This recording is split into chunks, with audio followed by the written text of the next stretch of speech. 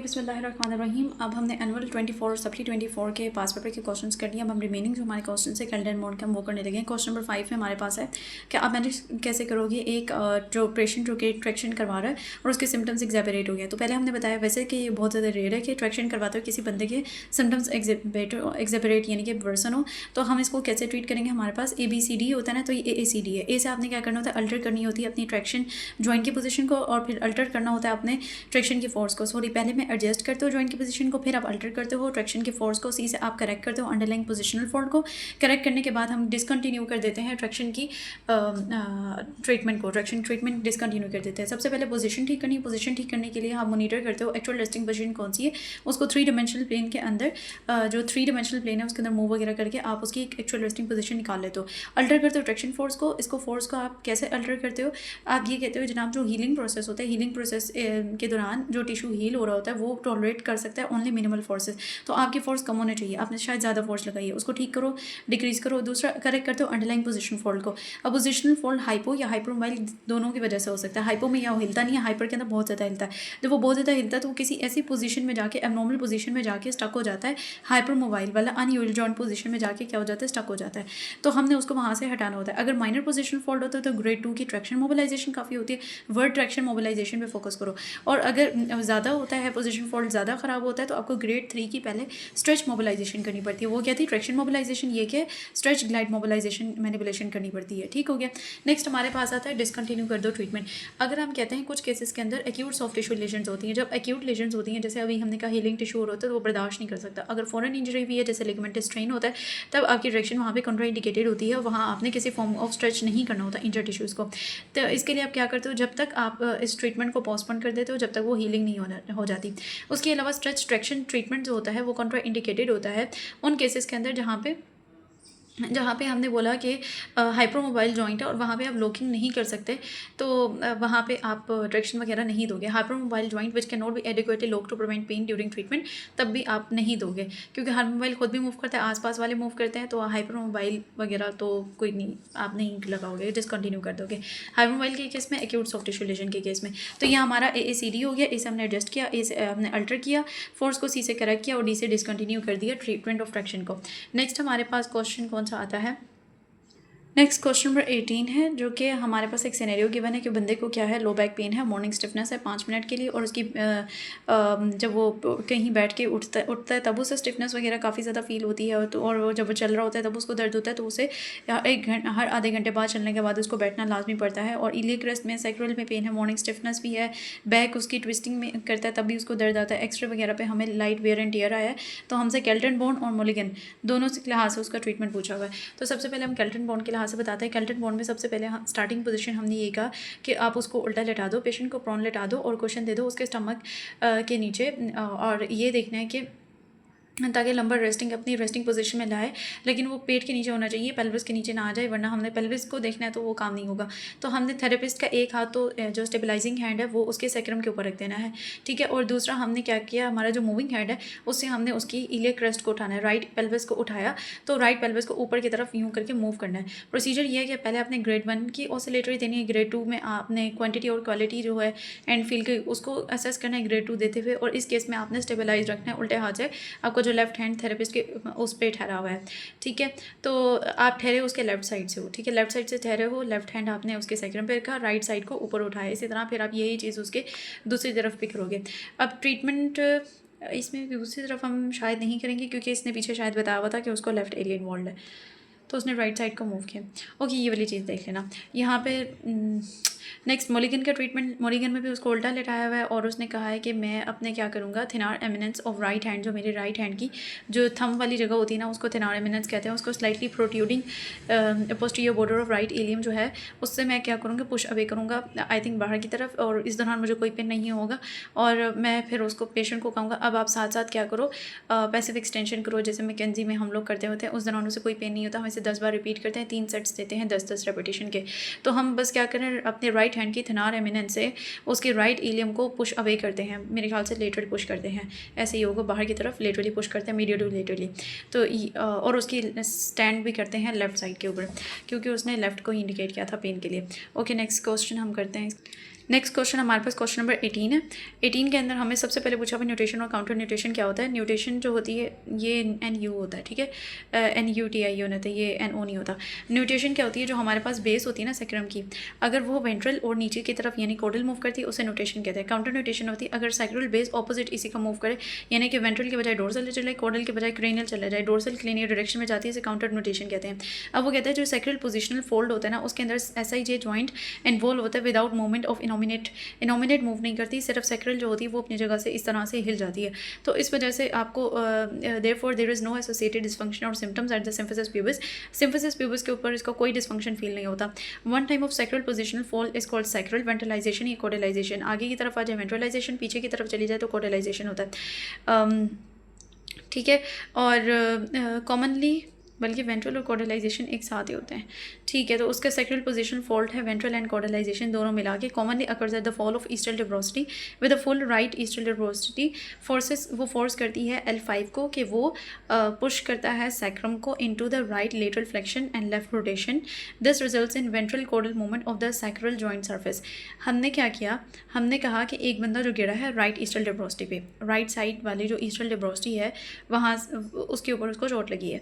तो जो फोर्स होती है, फोर्स L5 से के थ्रू सैक्रम तक जाती है और राइट साइड से हुआ तो राइट लेटरल फ्लेक्शन और लेफ्ट की रोटेशन, जिस साइड पे चोट लगी है वो वाली साइड लेटरल फ्लेक्स कर जाती है और ऑपोजिट वाली साइड और क्या कर जाएगी, रोटेशन जो होती है ऑपोजिट कर जाती है यानी लेफ्ट साइड पे। तो इससे क्या होता है, वेंट्रल कोडल मूवमेंट हो जाती है, यानी कि सैक्रल वेंट्रलाइजेशन कोडलाइजेशन हो जाती है। और जो left side of the sacrum होती है वो ऑपोजिट डायरेक्शन में मूव करती है according to the convex rule. अब इलियक पोजिशनल फोल्ड जो हमारे पास होता है, जब एक इनोमिनेट जो बोन होती है वो मूव करती है इन रिलेशन टू सैक्रम, तो ये कन्वेक्स स्किन के रूल्स के मुताबिक उसने मूव किया और पोजिशनल फोल्ड हो गया जब वो सैक्रम के अकॉर्डिंग मूव करती है दूसरी डायरेक्शन में। And iliac positional fold commonly results in symphysis pubis dysfunction. अगर इलियम इन्वॉल्व हो गई है तब आपको सिम्फिसिस प्यूबिस का डिसफंक्शन भी आता है और सिम्टम्स भी आते हैं। डोर्सल रोटेशन ऑफ इनोमिनेट के अंदर क्या होता है, इंटीरियर सुपीरियर इलियक स्पाइन जो होती है वो क्रेनियली मूव करती है। डोर्सल रोटेशन में क्या होता है, हमारा ASIS क्या करता है, क्रेनियली यानी ऊपर की तरफ मूव करता है and posterior superior iliac spine move करती है कोडली। अगर साफजर है आगे वाला पार्ट यहाँ जाएगा तो जो पीछे वाला पार्ट है वो मज़ीद नीचे जाएगा, वो कोडल जाएगा, ये क्रेनियल जाएगा। तो ASIS क्या करती है, वो क्रेनियल जा रही है और PSIS क्या कर रहा है, वो हमारे पास कोडली जा रहा है। और हमने कहा ऑपोजिट मूवमेंट को क्या कहते हैं, हम वेंट्रल रोटेशन कहते हैं। इसको बुक से एक बार अगर वहाँ डायग्राम वगैरह गिवन है इस लिहाज से तो एक बार आप वहाँ से पढ़ लें। ओके, यहाँ पे हमारे पास क्वेश्चन नंबर 24 है। ये एक्जैक्टली मेंशन नहीं है कि ये कौन से उसका मैनुअल का वो है, लेकिन हम इसे देख लेते हैं। एक पेशेंट हमारे पास आता है, deep pain radiating from buttocks into the thigh, और डायग्नोज करना है पेशेंट के शैटिका लंबर रेडिकुलोपैथी या SIJ डिसफंक्शन। हमने कहा है डीप पेन रेडिएट कर रहा है, बटक से स्टार्ट हो रहा है और पोस्टीरियर थाई के अंदर जा रहा है। तो उसने इसके 3 DDs बताए हैं, SIJ डिसफंक्शन, लंबर रेडिकुलोपैथी या शैटिका। तो उसने पूछा कि क्या इंटरवेंशन वगैरह करोगे। तो हमारा मकसद क्या है, गोल क्या है, पेन को कम करो, मोबिलिटी को अच्छा करो, स्ट्रेंथन करो मसल्स इन्वॉल्व को। तो सबसे पहले आपने एक्सरसाइज में क्या करना होता है, स्ट्रेच स्ट्रेंथन और लोअर बैक, हिप्स और थाई के मसल्स को। एक तो आपने स्ट्रेच करना है, दूसरा आपने स्ट्रेंथन करना है और सब जो कि उन मसल्स को जो सपोर्ट करते हैं स्पाइन को। और आपका इससे क्या होगा, पोस्चर आपने अच्छा करना है, एक्सरसाइज से पोस्चर अच्छा होगा, प्रेशर आपके सैक्रल नर्व से हटना शुरू हो जाएगा, पेन कम हो जाएगा। मिसाल के तौर पर जेंटल स्ट्रेचेज या स्ट्रेंथनिंग एक्सरसाइजेस करते हो लोअर बैक, हिप और थाइज की। तो उसने एग्जाम्पल में वही ऊपर वाली बातें रिपीट कर दी, पोस्चर और ये भी अच्छा हो जाएगा। मैनुअल थेरेपी क्या होती है, मैनुअल थेरेपी होती है technique such as joint mobilization, spinal manipulation और सॉफ्ट टिश्यू मोबिलाइजेशन यूज़ हो सकती है फिजियोथेरेपिस्ट से, ताकि वो इंप्रूव करे जॉइंट मोबिलिटी को और रिलीज़ करे मसल टेंशन और पेन को एलिवेट कर दे। ठीक है, तो मैनुअल थेरेपी से क्या होता है, जॉइंट मोबिलिटी अच्छी हो जाती है, मसल टेंशन रिड्यूस होती है और पेन जो होता है वो एलिवेट हो जाता है। साथ ही आप हीट और कोल्ड थेरेपी यूज़ कर दोगे। एक्यूट है तो आप कोल्ड करते हो और वो है तो आप कोल्ड यूज़ करते हो, सॉरी हीट यूज़ करते हो। क्रॉनिक है तो इससे पेन भी कम होती है, इन्फ्लेमेशन कम होती है, मसल रिलैक्स करते हैं। और कोल्ड थेरेपी उस जगह को नम कर देता है, वहाँ पे स्वेलिंग वगैरह यूज़ करता है। बाकी आप टेंस यूज़ कर सकते हो जो कि लो इलेक्ट्रिकल करंट्स होते हैं, ताकि आप नर्व्स को स्टिमुलेट करो और पेन सिग्नल को डिस्टर्ब कर लो। अल्ट्रासोनिक थेरेपी यूज़ कर सकते हो, हाई फ्रिक्वेंसी साउंड वेव्स होती हैं जो कि हीट को जनरेट करती हैं, टिश्यूज़ के अंदर सर्कुलेशन को प्रमोट करती हैं, इन्फ्लेमेशन और पेन को कम करती हैं। पुअर पोस्चर है तो शैटिक नर्व इरिटेट होती है, तो फिजियोथेरेपिस्ट गाइड करता है उसको प्रॉपर पोस्चर वगैरह बनाने के लिए। तो बिस्मिल्लाहिर्रहमानिर्रहीम, हमसे एक सिनेरियो दिया हुआ है, डीप बटक से वो अराइज कर रहा है और थाई तक जा रहा है। हमने कहा शैटिका लंबर रेडिकुलोपैथी, SIJ, हमने कहा पिरिफॉर्मिस सिंड्रोम, कुछ भी कहो। तो फिर हमने कहा इसकी फिजियोथेरेपी का मकसद, इसके 2 गोल्स हैं, पेन को कम करो और जो आसपास वीकेंड मसल्स हैं है उनके स्ट्रेंथनिंग करो और प्रेशर को रिड्यूस करो अगर कोई नर्व या कोई भी चीज़ इन्फ्लेमेंट या इरिटेटेड है। एक्सरसाइज में हमने उन मसल्स को स्ट्रेंथन और स्ट्रेच करना होता है जो इन्वॉल्व मसल्स होते हैं, उसके पोस्चर को अच्छा करना होता है हमने, और ताकि प्रेशर रिलीव हो जाए कि अगर नर्व वगैरह दब रही है। मिसाल के तौर पे आपने लो बैक, हिप और थाई के मसल्स को आपने वर्क किया, स्ट्रेच और स्ट्रेंथन किया। मैनुअल थेरेपी में हम जॉइंट मोबिलाइजेशन, स्पाइनल मैनिपुलेशन और सॉफ्ट टिश्यू मोबिलाइजेशन यूज़ करते हैं, और वो टाइम के लिहाज से करोगे ताकि पेन को एलिवेट कर सको। हीट और कोल्ड थेरेपी करोगे, इलेक्ट्रिकल स्टिमुलेशन करोगे, अल्ट्रासाउंड करोगे। हीट कोल्ड से क्या होगा, कोल्ड से नमनेस होगी, स्वेलिंग कम होगी। इलेक्ट्रिकल से पेन के सिग्नल्स को डिस्टर्ब कर दोगे। अल्ट्रासाउंड से हम कोई भी इन्फ्लेमेशन और पेन को कम करेंगे, सर्कुलेशन अच्छी होगी और पोस्चर के लिहाज से एजुकेट कर दोगे। फिर हमसे डिफरेंसेस पूछे हुए मेटलैंड केल्टन बोन के। मेटलैंड के हमने कहा मेटलैंड के अंदर ऑसिलेशन होती है, केल्टन बोन के अंदर स्ट्रेचिंग होती है। मेटलैंड के 4 ग्रेड्स और 5वां ग्रेड को मैनिपुलेशन कहते हैं, ठीक है। 4 ग्रेड्स में ऑसिलेशन है, 5वें के अंदर मैनिपुलेशन है। इसके बस 3 ग्रेड्स होते हैं जो कि LTS हम पीछे पढ़ के हैं, लूजनिंग, टाइटनिंग और स्ट्रेंथनिंग पढ़ के हैं। ये कनकेव कन्वेक्स रोल को फॉलो नहीं करता, ये करता है मोबिलाइजेशन जो होते हैं उनके क्या रूल्स होते हैं, गोल्स होते हैं। हमने कहा पेन रिलीफ होता है, रिलैक्स होता है और एस होता है, ऐसे स्ट्रेच होता है। तो PRS पार्स, जैसे पार्सा होता है ना नेक, तो PRS से पेन रिलीफ होता है, रिलैक्सेशन होती है, स्ट्रेचिंग होती है। पेन रिलीफ के अंदर क्या होता है, to ease their pain, spasm को कम करना है, पैरेस्थीसिया को आपने वो करना है। तो आप क्या करते हो इसके लिए, मोबिलाइज करते हो। मोबिलाइजेशन से क्या होता है, जो फ्लूइड विस्कोसिटीज़ होती है ना, जो इंटरफेयर कर रही होती है मूवमेंट के साथ, वो जैसे रिलीव होती है तो पेन, स्पाज्म, पैरेस्थीसिया सब चीज़ें जाना शुरू हो जाती है। रिलैक्सेशन मोबिलाइजेशन से क्या होता है, जो मसल टाइट होते हैं या स्पाज्म में क्या होता है वो रिलैक्स होना शुरू हो जाता है, पेन कम होता है और मूवमेंट भी ईज होती है, रेंज ऑफ मोशन भी इंक्रीज होती है। स्ट्रेच से क्या होता है, ये कोई एक मोबिलाइजेशन होती है जो स्ट्रेच करती है शॉर्टन टिश्यूज़ और स्ट्रक्चर्स को, ताकि मूवमेंट आपकी रेंज जो है बढ़ जाए और पोजिशन फोल्ड आपका ठीक हो जाए। अब वो कहते हैं फिजियोथेरेपिस्ट को क्या करना चाहिए अगर सिम्टम्स एग्रीवेट होते हैं, तो वो CD हो गया हमारे पास, अल्टर करो जॉइंट, अल्टर करो फोर्स को, एडजस्ट करो जॉइंट पोजीशन को। C से आप करेक्ट करो कोई पोजिशनल फॉल्ट है, D से आप डिसकंटिन्यू कर दो ट्रैक्शन फोर्स को। यहाँ पे इसने B पार्ट पूछा हुआ है क्या कॉन्ट्राइंडिकेशन है ट्रैक्शन ट्रीटमेंट के, तो हमने क्या है किस बंदे को ट्रैक्शन नहीं लगानी, तो हमारे पास 3 A आते हैं, एक्यूट टॉर्टिकोलिस के पेशेंट को, एओर्टिक एनेरिज्म को और एक्टिव पेप्टिक अल्सर डिजीज़ को। तो एक तो हमारे पास राइनेक का पेशेंट आ गया, ठीक है, एक वो जिसकी गर्दन वो है। दूसरा हमने कहा यहाँ उसका हार्ट है, तो हार्ट के यहाँ पे एओर्टा है, एओर्टा के अंदर क्या पड़ा हुआ है, एनेरिज्म पड़ा हुआ है। तो एक हमारे पास ये हो गया। तो हमारे पास एक्यूट टॉर्टिकोलिस, एओर्टिक एनेरिज्म और acute active peptic ulcer disease को नहीं देना। फिर एक के पास हमारे पास नीचे कमर में जाते हुए हमारे पास डिस्क आ जाती है, वर्टिब्रास के दरमियान पड़ी हुई डिस्क आ जाती है, तो जिसको क्या हुई डिस्काइटिस हुआ है उसको नहीं देना। अब ये डिस्काइटिस कौन से बंदे को होता है, हम कहते हैं बूढ़े लोगों को होते हैं जिनको बोन के मसले यानी ऑस्टियोमाइलाइटिस और ऑस्टियोपोरोसिस का शिकार होते हैं, उनके अंदर ये चांसेस होते हैं। और एट द एंड डिस्क के साथ पड़े हुए लिगामेंट्स, तो हमारे पास लिगामेंट इंस्टेबिलिटी। तो ये कहानी याद रख लो, एक्यूट टॉर्टिकोलिस 3 A होते हैं। 3 A के अंदर हमने बोला सबसे पहले गर्दन को देखो, एक्यूट टॉर्टिकोलिस है। फिर हमने कहा उसके हार्ट को देखो, एक्यूट हमारे पास एओर्टिक एनेरिज्म है, और यहाँ से हमारे पास एक्टिव पेप्टिक अल्सर डिजीज़ है। फिर हमारे पास डिस्काइटिस है, किस बंदे के अंदर है, जो कि ओल्ड एज का बंदा है, ऑस्टियोपोरोसिस का शिकार है, ऑस्टियोमाइलाइटिस का शिकार है, और उसको क्या है लिगामेंट इंस्टेबिलिटी है। तो इन बंदों को हमने नहीं देना। 3, 4, 5, 6, 7, 8 में हमने कंट्राइंडिकेटेड है ट्रैक्शन के लिए। ओके हमारे पास 28 पूछा हुआ है कि मुझे जॉइंट मोबिलाइजेशन के गोल्स बताओ, तो हमने कहा वही PRS होते हैं। P से हमने कहा पेन रिलीफ होता है, R से हमने कहा रिलैक्सेशन होती है, S से हमने कहा stretch mobilization and manipulation, quick mobilization होती है। पेन रिलीफ के अंदर हमने कहा ये पेन को कम करता है, स्पाज्म को कम करता है, पैरेस्थीसिया को कम करता है। तो PSP को कम करता है, पेन, स्पाज्म और पैरेस्थीसिया को ये कम करता है, जॉइंट विस्कोसिटीज को नॉर्मलाइज करते हुए। रिलैक्सेशन में हमने कहा जो भी स्पाज्म में गए होते मसल्स उनको उनके पेन को कम करता है और वहाँ पे रेंज ऑफ मोशन इस तरह बढ़ जाती है। स्ट्रेच मोबिलाइजेशन क्विक मोबिलाइजेशन या मैनिपुलेशन होती है, शॉर्ट स्ट्रक्चर्स को आप इंक्रीज स्ट्रेच करते हो और उनकी रेंज ऑफ मोशन बढ़ जाती है और पोजीशन फोल्ड ठीक हो जाता है। फिर उसने पूछा कि STM को मुझे डिटेल में बताओ, तो हमने कहा STM जो सॉफ्ट टिश्यू मोबिलाइजेशन होती है, ये ग्रुप ऑफ टेक्निक्स होती हैं जो कि फिजिकल थेरेपिस्ट यूज़ करते हैं और मसाज थेरेपिस्ट भी यूज़ करते हैं, और या कोई भी ट्रेन हेल्थ केयर प्रोफेशनल हो वो इनको यूज़ करते हैं। फिजियोथेरेपिस्ट, मसाज थेरेपिस्ट और कोई भी हेल्थ प्रोफेशनल जो ट्रेंड हो वो उसको यूज़ करता है, ताकि ना सिर्फ वो इवेल्युएट करे बल्कि इसकी मदद से ट्रीट भी करे और उसकी हेल्थ को अच्छा करे। वेरियस सॉफ्ट टिश्यूज़ जैसे मसल, लिगामेंट, टेंडन्स और फेशिया में से जो भी इन्वॉल्व होता है। सॉफ्ट टिश्यू दर्द होता है वो 3 चीज़ों को, स्ट्रक्चर्स को अफेक्ट करता है, जॉइंट को, नर्व को और ब्लड वेसल्स को अफेक्ट करता है। और उसके अलावा ये डिस्टिंग्विश करता है soft tissue treatment from other forms of treatment जो क्लिनिक में हो रहे होते हैं। पर्पस ऑफ STM क्या होता है, अब हमने PRS बताया था ना, तो इसमें हमने कहा था पेन को रिड्यूस करो और उसके मसल का स्पाज्म यानी कि उसके मसल टोन को कम करो और वहाँ पे सर्कुलेशन अच्छी करो, रेंज ऑफ मोशन अच्छी करो, मूवमेंट अच्छी करो, स्कार टिश्यू एडिशंस बनी हुई उनको ख़त्म करो, एलिमिनेट और लिम्फेटिक फ्लो को एनहांस करो। हमारे पास 3 तरह की सॉफ्ट टिश्यू मूवमेंट्स आती हैं। एक हमारे पास एसेसरी सॉफ्ट टिश्यू होती है जिसे मसल प्ले कहते हैं, जैसे कि आप फ्रिक्शन मसाज वगैरह cross fibre massage, myofascial release, trigger point release, तो ये एक्सेसरी सॉफ्ट टिश्यू मूवमेंट्स होती हैं। फिर हमारे पास फिजियोलॉजिकल होती हैं जो एक्टिवली या पैसिवली परफॉर्म किए जाते हैं, जिसमें स्ट्रेचिंग और जिसमें हम क्या करते हैं, स्ट्रेचिंग करते हैं, लेंथनिंग करते हैं, शॉर्टनिंग मूवमेंट्स और मसल कंट्रैक्शन वगैरह और रिलैक्सेशन हो गई, ये हमारे पास फिजियोलॉजिकल सॉफ्ट टिश्यू मूवमेंट्स होती हैं। स्ट्रेच, रिलैक्स, शॉर्टन, ठीक है, कंट्रैक्ट, रिलैक्स। तो हमारे पास एक्टिवेटेड फैसिलिटेटिव मूवमेंट्स क्या होती हैं जिसमें हम कंट्रैक्ट, रिलैक्स यूज़ करते हैं। ये पैसिव फिजियोलॉजिकल लेंथनिंग होती है सॉफ्ट टिश्यूज़ की, जैसे कि मसल को स्ट्रेच करना। कंट्रैक्ट, रिलैक्स जो होती है वो passive assistive mobilization of soft tissue से आई है, ठीक है।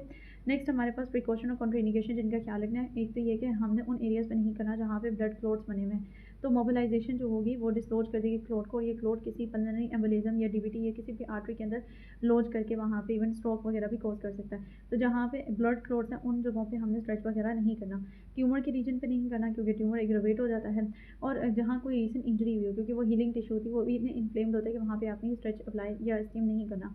ओपन वुंड्स की जगह पे नहीं करना, इन्फेक्टेड एरियाज़ पे नहीं करना, और उन लोगों में नहीं करना जिनको जैसे ऑस्टियोप्रोसिस होता है, रियोमेटॉइड आर्थराइटिस होता है, इनके अंदर फ्लेयर अप हो सकते हैं, आर्थराइटिस और पर्टिकुलर स्किन कंडीशन के लोगों के साथ भी नहीं करना।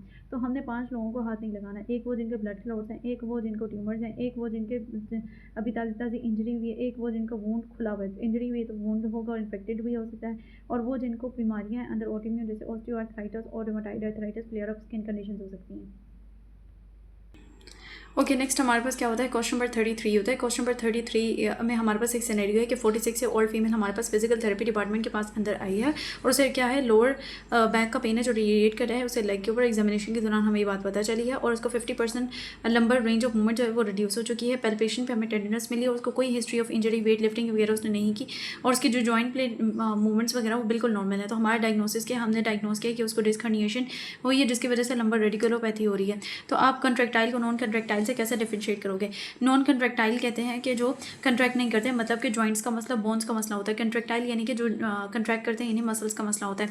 तो आप क्या करते हो, नॉन कंट्रैक्टाइल जो जॉइंट वाले होते हैं आप उनको एक्टिव और पैसिव मूवमेंट्स करवाते हो, उनका दर्द जो है पर एक्टिव और पैसिव मूवमेंट दोनों कराने से इंक्रीज होता है, और एबनॉर्मल होता है इन द सेम डायरेक्शन और at the same point in the range होता है। जो कंट्रैक्टाइल होते हैं जब एक्टिव और पैसिव मूवमेंट कराते हो तो उनका दर्द प्रोड्यूस होता है या इंक्रीज होता है, and abnormal in opposite direction. ये एबनॉर्मल होता है सेम डायरेक्शन में, ये एबनॉर्मल होता है ऑपोजिट डायरेक्शन में। तो इसमें थोड़ा सा फर्क है, मैं आपको बुक से दिखाती हूँ, इसने इस तरह से आगे देखते हैं लिखा नहीं लिखा। पैसिव जॉइंट प्ले मूवमेंट्स जो होते हैं वो प्रोड्यूस करती हैं, इंक्रीज करती हैं सिम्टम्स आर एबनॉर्मल। जब आप पैसिवली करते हो यानी कि थेरेपिस्ट खुद करता है तब दर्द बढ़ता है, और यहाँ जब पैसिवली थेरेपिस्ट करता है तब दर्द नॉर्मल होता है, ये सिम्टम फ्री होता है। यहाँ पे जब रेजिस्टेंस के साथ करते हैं तो वो सिम्टम फ्री होता है, लेकिन जब यहाँ रेजिस्टेंस के साथ करते हैं तो उसका दर्द बढ़ता है। यानी कि रेजिस्टेंस में इसमें दर्द बढ़ता है, रेजिस्टेंस में इसमें दर्द नहीं बढ़ता। इसमें पैसिव कराने से दर्द बढ़ता है और इसमें पैसिव कराने से दर्द नहीं बढ़ता, यानी कि सिम्टम फ्री होता है। रेजिस्टेंस से अगर कंट्रैक्टाइल वाले को दोगे कोई मसला नहीं, रेजिस्टेंस से मसल क्योंकि कंट्रैक्ट रिलैक्स होता है तो मसल का दर्द है, तो मसल का दर्द रेजिस्टेंस में करेगा, पैसिव में नहीं करेगा, क्योंकि पैसिव में मसल नहीं कर रहा, थेरेपिस्ट मेहनत कर रहा है। तो ये चीज़ हो गई। और एक्टिव पैसिव का मैं वहाँ जाके आपको बताती हूँ। अब मैनुअल ग्रेडिंग हमारे पास 6 ग्रेड्स होते हैं, 0 से लेकर 6 होते हैं। बेसिकली टोटल 7 ग्रेड्स होंगे क्योंकि 7 इन्वॉल्व हो जाता है। 3 हमारे पास नॉर्मल होता है, 0 से 2 तक हमारे पास हाइपो होता है, 4 से 6 तक हाइपर होता है। पहले में क्या होती है, नो मूवमेंट एंड कलोसिंग होती है, फिर इधर वर्ड कंसिडरेबल, स्लाइड, फिर स्लाइड कंसिडरेबल, और फिर कंप्लीट इंस्टेबिलिटी। इसको देखो, यहाँ नो मूवमेंट है, 6 के ऊपर क्या है, इंस्टेबिलिटी है, कंप्लीट इंस्टेबिलिटी। यहाँ कंसिडरेबली हाइपो मोबाइल है, मतलब है पड़ा हाइपो मोबाइल यानी कि डिक्रीज मूवमेंट, यहाँ स्लाइड डिक्रीज मूवमेंट यानी स्लाइड हाइपो मोबाइल है, यहाँ स्लाइड हाइपर मोबाइल है, यहाँ कंसिडरेबल हाइपर मोबाइल है, और यहाँ क्या है, कंप्लीट इंस्टेबिलिटी हो गई। तो considerable decrease movement, slight decrease movement, normal, फिर स्लाइड इंक्रीज मूवमेंट, फिर बहुत ज़्यादा कंसिडरेबल इंक्रीज मूवमेंट, फिर कंप्लीट इंस्टेबिलिटी।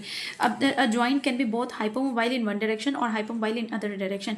ये उन जॉइंट्स के लिए यूज़ करते हैं खासतौर पर जो कि हमारे कार्पल बोन्स वगैरह होती है, जहाँ पे हम गोनियोमीटर से रेंज वगैरह मेजर नहीं कर सकते, तो हम उन्हें इस तरह से ग्रेड करते हैं।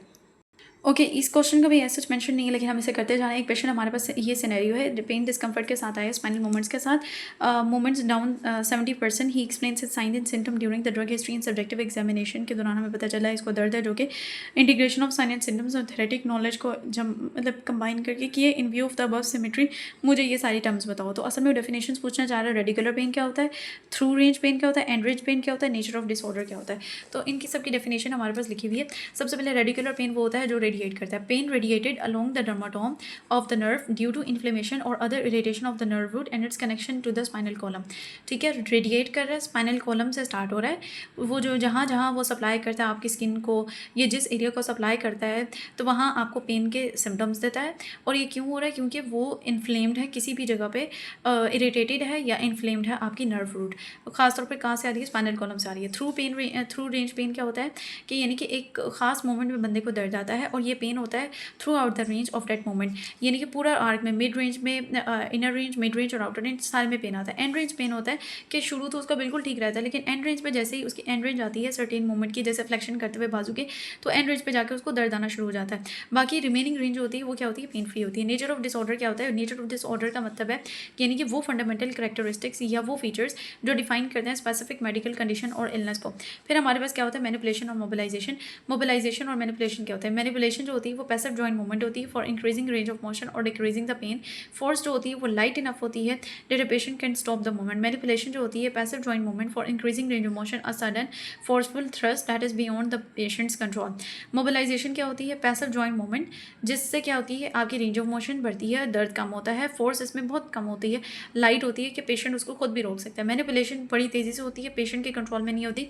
ये एक पैसिव जॉइंट मूवमेंट होती है, पैसिव होती है जो पेशेंट खुद नहीं कर सकता, और ये सडन होती है, फोर्सफुल थ्रस्ट होता है, पेशेंट के कंट्रोल में नहीं होता।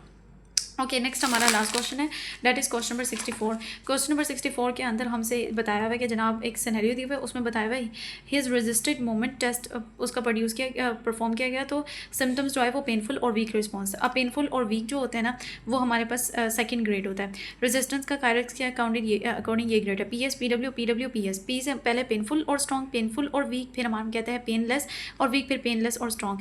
अब वो पेनलेस भी है, स्ट्रॉन्ग भी है, इसको हम नॉर्मल कहते हैं। जो स्टार्ट वाला है पेनफुल है लेकिन वो स्ट्रॉन्ग है तो हम कहते हैं माइनर लीजन है, जैसे कि मसल को स्ट्रेन, टेंडन को स्ट्रेन हुआ, टेंडिनोसिस हुआ।